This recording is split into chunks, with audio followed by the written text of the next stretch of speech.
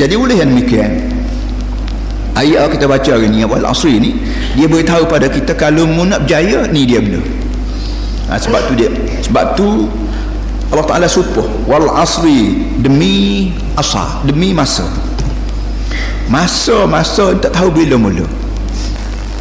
Suknya kiamat, kita tahunya hak suk.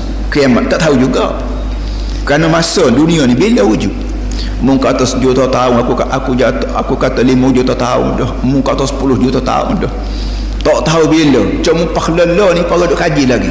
Orang duk cari mayat-mayat dalam perut bumi, orang duk cari batu batang, orang buat kajian batu ni 10,000 tahun baru ada, 10 million baru ada. Itu kajian boleh jadi betul, boleh jadi tidak. Tapi hak tentunya masa tak tahu bila lagi wujud, tapi pasal permulaan ada.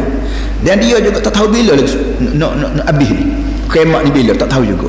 Maka Tuhan cari wal asri, buat supaya benda lagu ni benda orang panggil masa. Dengan sebab masa ni mencakupi segala urusan dunia, maka aku guna perkataan wal asri sebagai sumpahan.